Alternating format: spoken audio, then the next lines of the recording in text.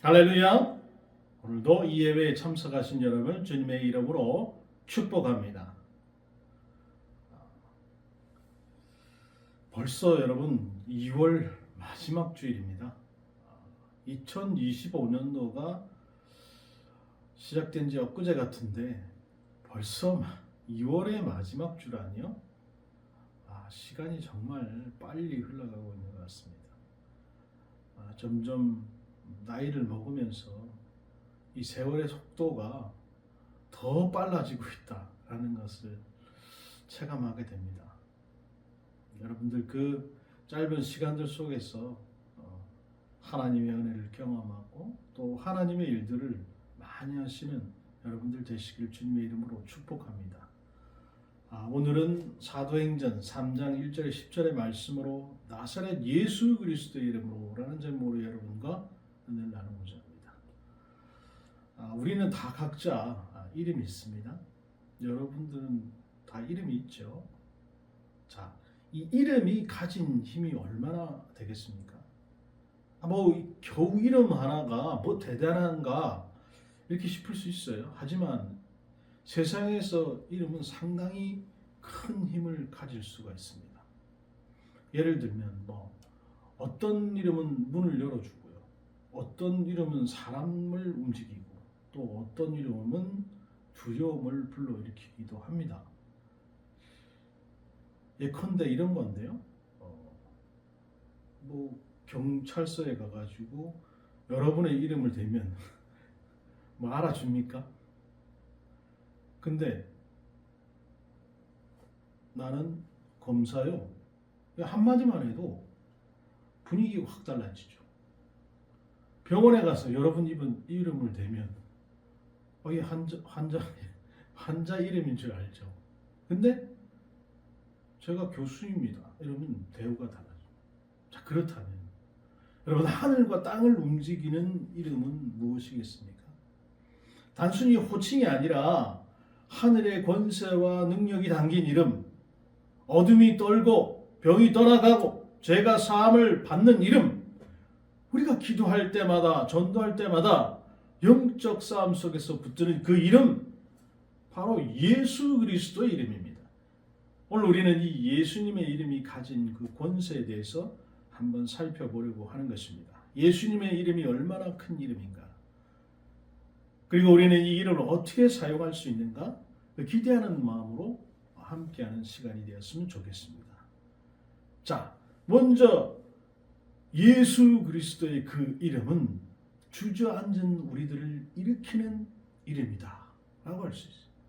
제9시 기도 시간 베드로 요한 성전에 올라갔을 때 나면서 못 가게 된 이를 사람들이 베고 오니 이는 성전에 들어간 사람에게 구걸하기 위하여 날마다 미문이라는 성전 문에 두는 자라 그랬습니다. 베드로와 요한이 성전으로 가던 어느 날에 미문에 앉아있던 한 사람이 있죠. 그는 태어나면서부터 걷지 못하는 사람이에요. 평생을 남의 손에 의지해서 살아야 했던 사람이죠. 성전 문 앞에서 사람들에게 구걸하면서 하루하루를 연명했습니다. 아침마다 누군가의 손에 이끌려서 성전 문가로 오고요. 또 저녁이 되면 다시 집으로 돌아가는 반복되는 삶, 희망이 없는 삶, 변화가 없는 삶을 그저 그렇게 살아가고 있던 사람이에요. 그런데 그날만은 달랐습니다. 베드로와 요한이 그를 지나가다가 멈춰 섰죠. 그럼 당연히 저 사람들이 나에게 동전 몇 입을 주려고 그러나 보다 그렇게 기대했을 거예요. 하지만 베드로는 전혀 예상치 못한 말을 합니다. 베드로가 이르되 은과 금은 내게 없거니와 내게 있는 이것을 내게 주노니. 자, 여러분 이 앞부분만 들으면 굉장히 실망스러울 수 있어요. 그냥 지나갈 것이지 은과 금은 내게 없는데 내게 있는 이걸 준다. 줄 돈이 없으면 그냥 가지 왜 괜히 사람 마음 설레게. 하지만 반전이 있어요. 베드로가 말한 내게 있는 이것을 내게 주노니 그랬습니다. 말이 의미하는 바는 바로 이어지는 다음 말씀이 드러나죠. 나사렛 예수 그리스도의 이름으로 일어나 걸으라. 돈은 없지만 일어나 걸을 수 있도록 내가 해주겠다라는 거죠. 자, 그러면서 베드로가 그의 손을 잡아서 일으킵니다. 그 순간 그의 발과 발목이 힘을 얻고요. 그는 벌떡 일어나 걷기 시작하죠. 아니, 걷는 정도가 아니라 뛰고 하나님을 찬양하고 성전 안으로 들어갔습니다. 그 순간을 눈앞에서 한번 떠올려 보십시오. 평생 한 번도 걸어본 적이 없는 사람이 갑자기 일어나서 걷고 뛰고 하나님을 찬양하는 장면을 말이죠. 아니, 저 사람은 성전 이문에 앉아서 구걸하던 그 사람이 아니냐? 모두가 입을 다물지 못하고 그를 바라보죠. 자, 이 사건을 통해서 우리는 무엇을 알 수 있습니까? 예수님의 이름에는 능력이 있다는 사실이죠. 베드로와 요한이 가진 것은 은과 금이 아니었습니다. 그들이 가진 것은 오직 나사렛 예수 그리스도의 이름, 그거 하나에 돈이 그 사람을 일으키지 못해요. 좋은 말이나 동정이 그를 변화시킬 수 없었습니다. 하지만 예수님의 이름이 그를 일으켰다는 거예요. 우리는 때때로 인생에서 절망 속에 앉아있는 사람들과 같을 때가 있습니다. 아무리 애써도 해결되지 않는 문제들, 변하지 않는 현실 속에서 주저앉아 있는 경우가 있습니다. 그러나 예수님의 이름에는 새로운 시작을 주시는 능력이 있어요. 우리 삶에서 나사렛 예수 그리스도의 이름을 붙들 때 우리의 무너졌던 삶이 다시 일어나게 되는 것입니다. 멈춰있던 걸음이 다시 시작되는 거예요. 또한 이 기적은 예수님의 이름을 믿고 의지한 사람들을 통해서 일어났어요. 베드로와 요한은 예수님이 부활하신 후에 성령의 충만함을 받고 담대하게 이제 복음을 전하는 사람이 되었지 않습니까? 그들은 예수님의 이름을 단순한 호칭이 아니라 살아 역사하시는 능력임을 알았기 때문에 담대하게 선포하는 거예요. 사랑하는 여러분, 우리도 마찬가지입니다. 우리에게 주어진 가장 큰 능력은 돈이나 명예가 아니고 바로 예수 그리스도의 이름, 예수님의 이름을 의지할 때 우리의 삶도 변화될 수 있을 뿐만 아니라 우리를 통해서 다른 사람들의 삶도 변화될 수 있다는 것입니다. 전국 학생 수양에서 예수님의 이름으로 변화된 인생을 살게 된 한 분의 인생 소감 발표가 있었는데요. 자, 이분은 어린 시절 매우 어려운 가정 환경에서 자랐어요. 아버지를 일찍 여의고요. 초등학교 때부터 극심한 외로움과 상실감을 겪었습니다. 자살 충동, 불안장애로 인해서 힘든 시간을 보냈습니다. 방황하는 그에게 아무도 관심을 주지 않았어요. 그러나 오늘 본문 속에서 이 두 명의 사도처럼 어느 은퇴한 크리스천 부부가 이분에게 주목하고 따뜻한 사랑을 나눠줬습니다. 자, 이를 통해서 이분은 기독교에 대한 관심을 갖게 되었어요. 때마침 그 어떤 동아리를 통해서 성경 공부를 시작하게 됩니다.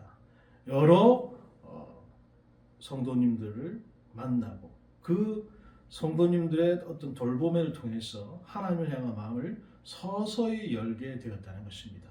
자신을 결코 버리지 않으시는 하나님의 사랑을 그가 깨닫게 되고 예수님의 십자가 앞에서 자신의 죄를 돌아보면서 회개했다는 거예요. 이후에 그는 하나님 자신의 영원한 아버지로 고백하면서 믿음의 길을 걷기 시작했어요. 그렇지만 이후의 삶 속에서도 크고 작은 어려움들은 여전히 있었다는 것이죠. 예배를 드리러 오다가 교통사고를 당하기도 하고 또 갑상선 진단을 받기도 하고요. 그 와중에서도 하나님 아버지의 그 보호하심과 기도의 응답을 경험했다는 거예요. 또한 믿지 않던 이 고등학교 때 친구에게 예수님의 이름을 전하려고 했지만 그게 뭐 하루아침이 되겠습니까? 친구가 카카오톡을 그냥 차단을 하더라는 거죠. 그런데 그 친구가 1년 후에 스스로 성경책을 사가지고 예배에 참석하는 놀라운 기적을 맛봤다는 겁니다. 자, 이제 앞으로 이 어릴 적 돌아가신 아버지 대신 하늘에 계신 아버지께 효다는 삶을 살려고 한다. 이렇게 고백했다는 거예요. 자, 여러분은 이 인생 소감을 듣고 어떤 생각하십니까? 솔직히 저는 지금 이 말씀을 드리고 있는 와중에도 사실 눈물이 나려고 해요. 이게 얼마나 은혜스러운 일입니까? 예수님의 이름이 여전히 이 시대에 우리 모든 성도들에게 또 하나님을 갈망하는 그 능력을 체험하고자 하는 사람들에게 구원의 이름, 능력의 이름이라는 사실을 우리가 확신할 수 있게 되는 거죠. 오늘 우리에게 주어진 이 놀라운 이름을 의지하면서 살아가기를 소망합니다. 주저앉아 있는 인생이 아니라 예수님의 힘을 일어나서 걷고 뛰고 찬양하는 삶을 살아가기를 소망합니다. 나사렛 예수 그리스도의 이름을 붙드는 자에게 하나님께서 역사하시는 것입니다. 이걸 믿으시는 저와 여러분 되시길 주님의 이름으로 축복합니다. 자, 두 번째는 예수 그리스도의 그 이름은 망가진 우리를 온전케 한다는 것입니다. 성전 미문에서 나면서부터 걷지 못하는 사람이 일어나서 걷고 뛰며 하나님을 찬양하자 사람들이 놀라서 베드로와 요한에게 막 몰려들어요. 아니 어떻게 이런 일이 일어날 수 있단 말인가? 저 사람을 매일 우리가 성전 문 앞에서 봤는데 한 번도 그가 걸은 적이 없던 사람인데 어떻게 갑자기 저렇게 뛰어다닐 수 있단 말인가? 사람들은 충격과 이 경이로움에 휩싸이죠. 그때 베드로가 입을 엽니다. 이 사람을 우리가 고친 줄 아십니까? 우리의 능력이나 경건함 때문에 그가 걷게 된 줄로 생각하십니까? 사람들은 당연히 그렇게 생각하고 있어요. 하지만 베드로는 단호하게 이야기합니다. 그 이름을 믿음으로 그 이름이 너희가 보고하는 이 사람을 성하게 하였나니 예수로 말미암아 난 믿음이 너희 모든 사람 앞에서 이같이 완전히 낫게 하였느니라. 아멘. 베드로는 이 기적의 주인공이 자신이 아님을 분명히 해요. 이 사람을 온전하게 하신 분은 오직 예수 그리스도. 사람들은 예수님을 십자가에 못 박았지만 하나님께서는 그분을 다시 살리셨고 지금도 살아서 역사하고 계시다는 것입니다. 그 살아계신 예수를 믿는 믿음이 이 사람을 온전케 했다는 것이죠. 사실 이 사람은 자신이 한 것은 아무것도 없습니다. 그는 단지 예수님의 이름으로 선포된 말씀을 듣고 손을 내밀어서 붙잡았을 뿐이에요. 그의 온전함, 그의 힘이나 의지에서 나온 것이 아니라 오직 예수님의 이름에서 나왔다는 것입니다. 우리도 마찬가지죠. 우리의 모든 우리는 모두 불안한 존재잖아요.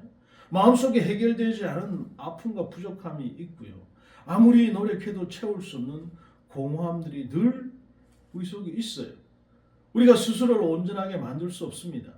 하지만 예수님 믿고 그분이 손을 내밀 때 그분의 손을 붙잡으면 하나님께서 우리를 온전하게 하신다는 거예요. 이 걷지 못했던 사람이 예수님의 이름을 통해서 일어나 걸었던 것처럼 우리도 예수님 믿을 때 새로운 삶을 살 수 있게 된다는 것입니다. 앞서 그 수양의 얘기인데요. 그 소감을 발표했던 그분, 그 차단했던 친구 있잖아요. 그분도 인생 소감을 발표했다는 거죠. 자, 이분도 방황하는 청소년기를 보냈다. 공부 내팽개치고 학생이 하면 안 되는 일을 골라서 다 해봤다는 거죠. 그러다가 어느 날 기초생활 수급자인 부모님의 그 희생 속에서 부족함을 못 느낀 삶을 살아왔다는 사실을 자기가 깨닫게 됐다는 거예요. 그리고 가족을 위해서 노력해야 된다는 책임감을 가지게 됐다는 거예요. 전교 150등에서 갑자기 막 1등으로 성적이 수직 상승했다. 재수 끝에 고려대학교에 입학하는 기적을 경험했습니다. 명문대 진학과 자격증 취득,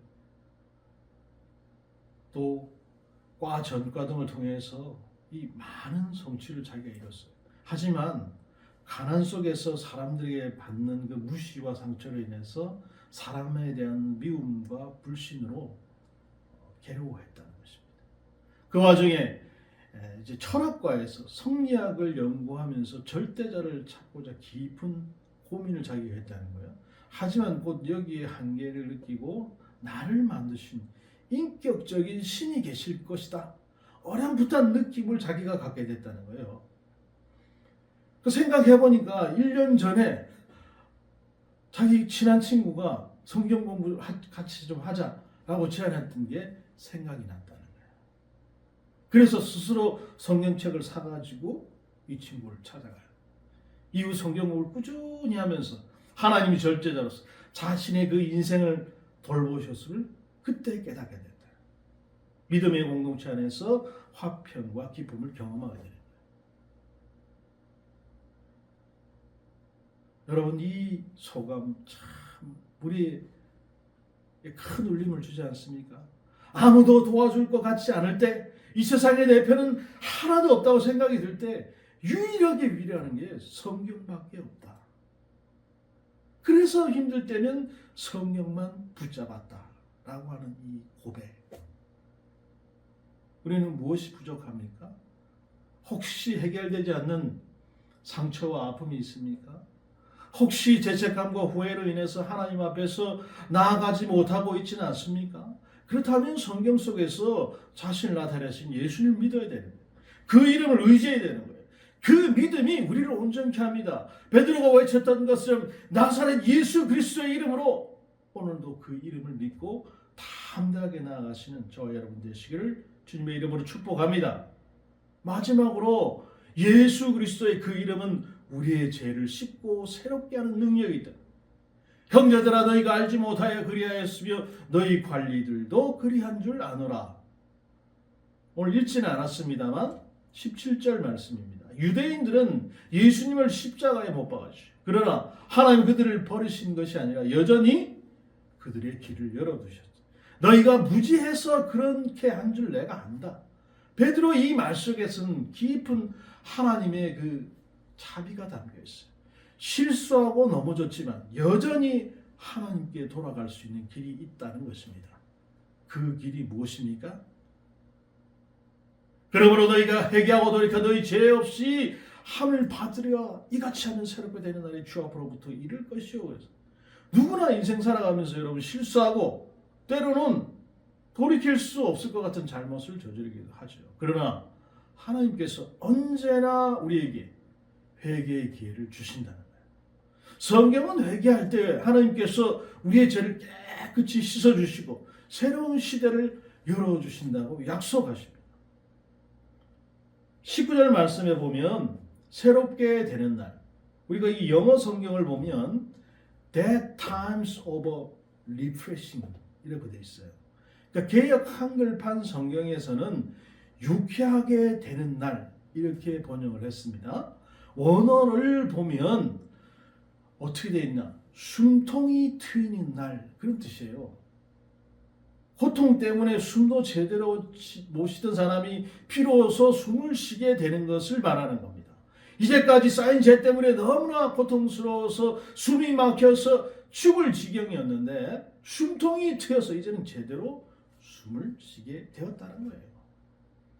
그러니 여러분 얼마나 유쾌, 상쾌, 통쾌하겠습니까?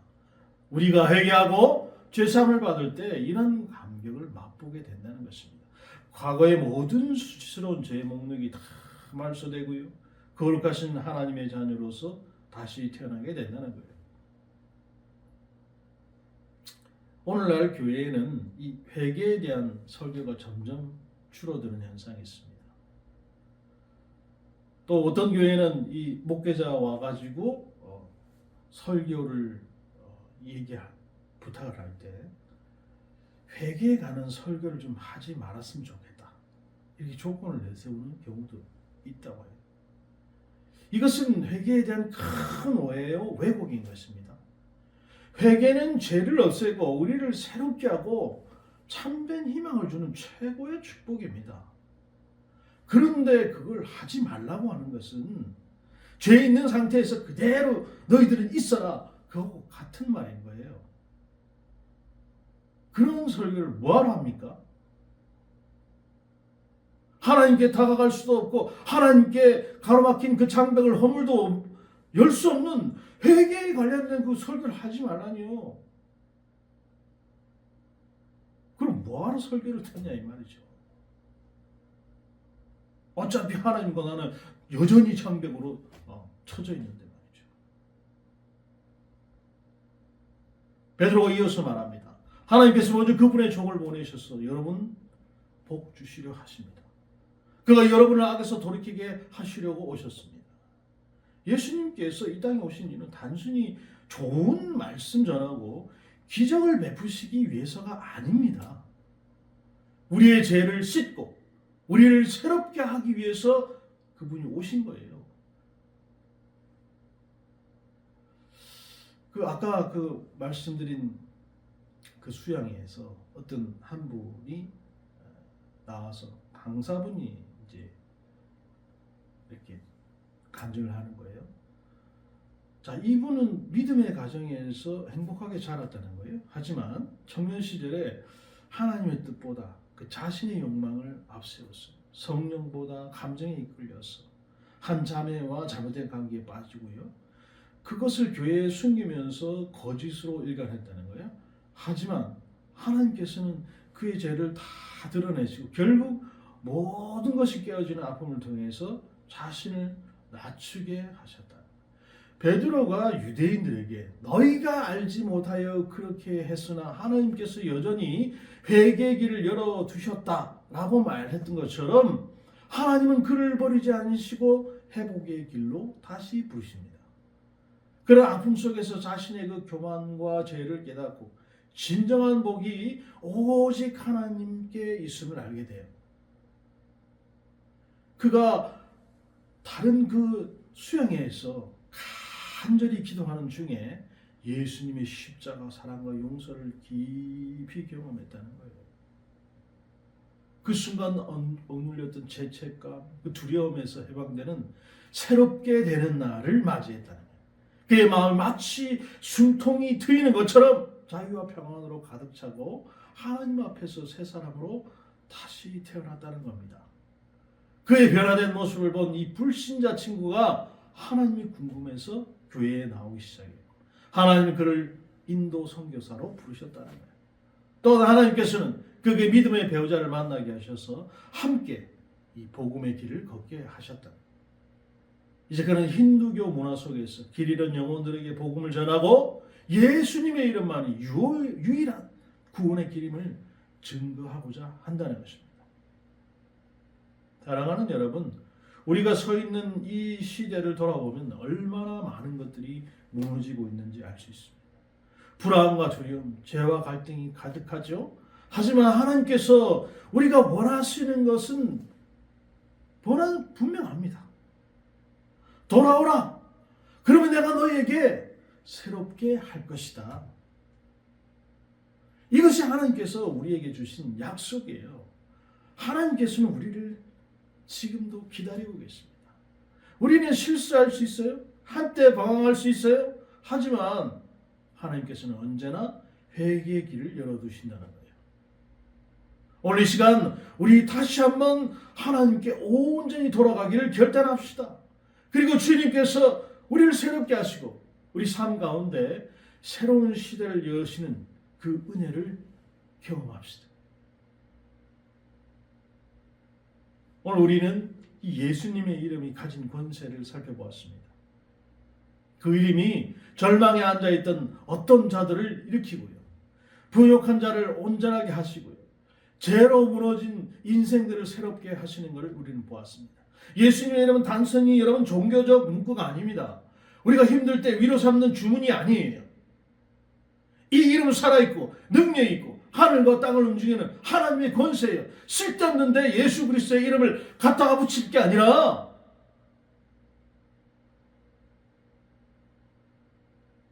온전한 예수 그리스도의 이름을 우리는 사용할 수 있어야 된다.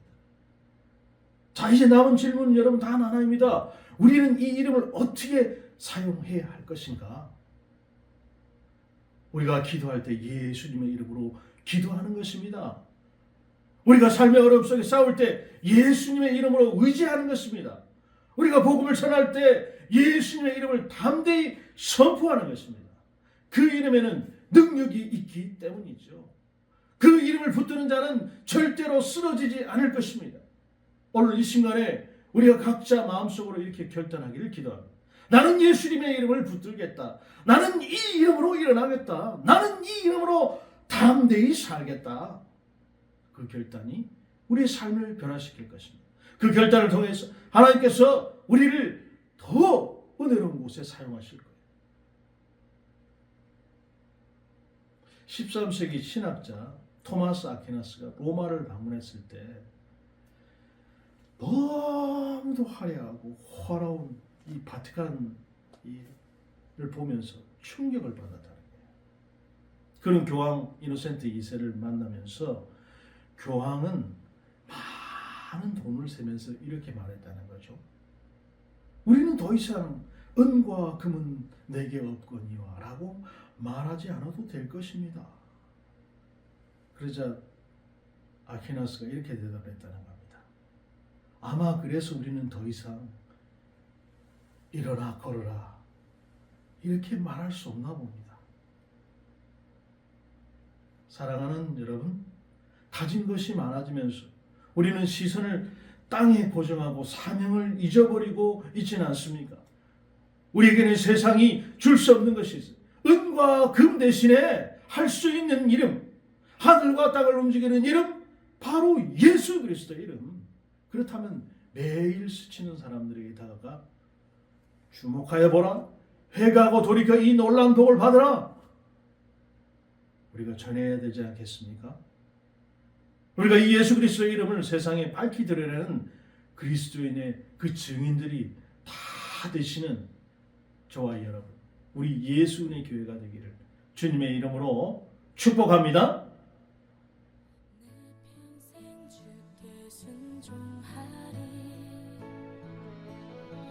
주 은혜의 영광 찬양하며 주 이름 영광 위해 날 붙들어 주소서. 나 오직 주만 따르리. 예수 오소서.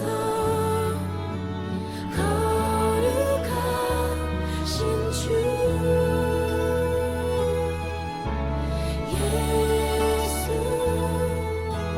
빛이